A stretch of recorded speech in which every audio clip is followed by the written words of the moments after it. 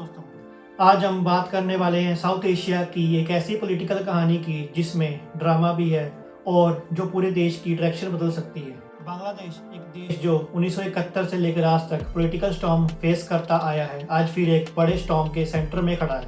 इस वीडियो में हम कवर करेंगे स्टूडेंट मूवमेंट का ओरिजिन, गवर्नमेंट का क्रैकडाउन, शेख हसीना का डाउनफॉल और डेथ सेंटेंस की कहानी। ये स्टार्ट हुआ 2024 से, एक साल जहां कोई एक्सपेक्ट नहीं कर रहा था कि बांग्लादेश पॉलिटिकल अर्थक्वेक फेस करेगा। एक सिंपल सा issue, public job quota system. Students ने बोला कोटा अनफेयर है, मेरिट बेस्ड सिस्टम होना चाहिए। बट जो शुरुआत कोटा से हुई वो जल्दी ही बदल गई और डेमोक्रेसी स्लोगन्स में, एंटी करप्शन में और वी वांट अकाउंटेबिलिटी में। ढाका, चिट्टागांव, राजशाही, हर जगह यूनिवर्सिटी कैंपसेस प्रोटेस्ट जोन बन गए। पुलिस ने फिर चार्ज लिया और रबर बुलेट्स चलाए। और इस फेस में स्टूडेंट्स का एक फेमस स्लोगन वायरल हुआ, बांग्लादेश विल नॉट बॉ डाउन, यानी बांग्लादेश नहीं झुकेगा। इंटरनेट बार बार शट डाउन हुआ, पब्लिक ट्रांसपोर्ट बंद हुए और सिटी सेंटर्स ब्लॉक हो गए। बांग्लादेश में एक एंगर बिल्ड हो चुका था, एटमॉस्फेयर बिल्कुल एक्सप्लोसिव हो गया था। अगस्त 2024 में एक टर्निंग पॉइंट आया। ऐसा लग रहा था कि गवर्नमेंट स्टेबल है, लेकिन ग्राउंड पे रियलिटी कुछ और थी। अगस्त 2024 में प्रोटेस्ट पीक पर पहुंच गए। हजारों स्टूडेंट्स स्ट्रीट्स पर आ गए। टीचर्स, प्रोफेशनल्स और आम लोगों ने मूवमेंट ज्वाइन कर ली। क्लैशेस इतने इंटेंस हुए कि हॉस्पिटल्स में बेड खत्म हो गए। ग्रुप्स का क्लेम था 1000 से ज्यादा लोग मारे गए। एग्जैक्ट नंबर्स अभी भी डिस्प्यूटेड हैं। इस प्रेशर के बीच में शेख हसीना 15 साल तक अनचैलेंज्ड प्राइम मिनिस्टर है, उसको अपने पोजीशन से रिजाइन करना पड़ा। वो क्वाइटली इंडिया आई असाइलम के लिए। सिक्योरिटीज कॉन्वॉय ने उनका डिपार्चर एक मिस्ट्री जैसा रखा।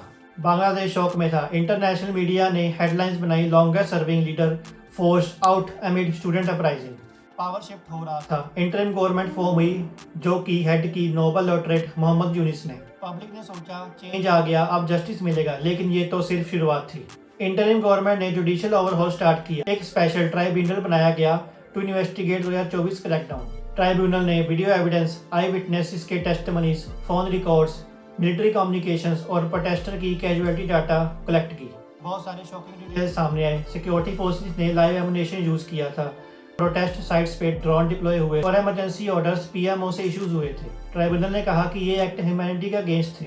शेख हसीना और उसके मिनिस्टर के नाम चार्जशीट में आ गए। उनके लॉयर्स ने कहा कि ये सब एक राजनीतिक मोटिवेटेड है, पर ट्राइब्यूनल बोला कि लॉ के ऊपर कोई नहीं है। बांग्लादेश में लीगल ड्रामा और पॉलिटिक्स का फुल स्टॉर्म क्रिएट हो गया। 18 नवंबर 2025 बांग्लादेश का सबसे हिस्टोरिक जजमेंट। स्पेशल ट्राइब्यूनल ने डिक्लेयर किया कि शेख हसीना को क्राइम के लिए गिल्टी माना गया है, ह्यूमैनिटी के अगेंस्ट। उनको पनिशमेंट दी गई डेथ सेंटेंस की इन एब्सेंसिया, मतलब वो ट्रायल में मौजूद ही नहीं थी। कोर्ट रूम में पिन ड्रॉप साइलेंस हो गई। बहुत लोग शॉक में थे और बहुत लोग चीयर कर रहे थे। बांग्लादेश ने इंडिया को इमीडिएटली एक्स्ट्राडिशन रिक्वेस्ट भेजी क्योंकि शेख हसीना अभी भी इंडिया में है। इंटरनेशनल रिएक्शंस क्या हुए? यूएन ने कहा कि हमें ये डेथ पेनल्टी से खेद है। यूरोपीय यूनियन ने कहा कि फेयर ट्रायल होना चाहिए और इंडिया ने कहा कि हम पूरी सिचुएशन को ऑब्जर्व कर रहे हैं, जो भी पार्टीज इसमें स्टेक होल्डर्स हैं।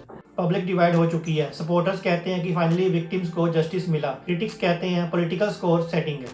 इस वर्डिक्ट के बाद कंट्री में फिर अनरेस्ट शुरू हो गया। वर्डिक्ट के बाद स्ट्रीट्स में हंगामा शुरू हो गया। मल्टीपल बॉम्ब ब्लास्ट शुरू हो गए। पब्लिक ट्रांसपोर्ट को तहस नहस करने लगे, क्लैशेस होने लगे, कर्फ्यूज लगने लगे और सिक्योरिटीज लॉकडाउन भी हो गया। बांग्लादेश की कैपिटल ढाका बिल्कुल इंटेंस माहौल में है। शॉप्स बंद हो रखी है, यूनिवर्सिटीज में ताला लग गया है, मीडिया गाइडलाइंस भी टाइटन कर दी गई हैं। इंटरिम गवर्नमेंट बोल रही है, बट पब्लिक के क्वेश्चंस बढ़ते जा रहे हैं कि इलेक्शंस कब होंगे, क्या न्यू गवर्नमेंट स्टेबल होगी, क्या ये डिसीजन वॉयलेंस को और बढ़ाएगा। यूथ का वॉइस सबसे लाउड था, we want a new Bangladesh, not recycled politics. अब सवाल यह है कि बांग्लादेश का फ्यूचर क्या होगा। 3 पॉसिबल सिनेरियोज बनते हैं। स्मूथ ट्रांजिशन, फरवरी 2026 इलेक्शन फ्री और फेयर हो, न्यू गवर्नमेंट रिफॉर्म्स कंटिन्यू करे, कंट्री स्टेबल हो जाए, ये बेस्ट सिनेरियो केस है। दूसरा सिनेरियो है political revenge violence, army intervention, ये वर्स्ट केस सिनेरियो है। और तीसरा सिनेरियो है इंटरम गवर्नमेंट रिफॉर्म्स करे, आर्मी सपोर्ट दे, स्लो स्टडी प्रोग्रेस हो। इसका रीजनल इम्पैक्ट भी ह्यूज है। इंडिया, चाइना, यूएस सब इस सिचुएशन को क्लोजली देख रहे हैं। तो दोस्तों, आपने देखा कि ये कहानी सिर्फ एक वर्डिक्ट की नहीं, ये एक पूरे नेशन की फाइट है जस्टिस, डेमोक्रेसी और सर्वाइवल के लिए। आप बताओ, क्या डेथ सेंटेंस जस्टिफाइड है या पॉलिटिकल स्कोर सेटलमेंट है? क्या बांग्लादेश स्टेबल हो पाएगा? अपनी राय कमेंट में जरूर दें। आज की वीडियो में बस इतना ही। फिर मिलेंगे एक नई न्यूज़ के साथ, तब तक के लिए साइनिंग ऑफ।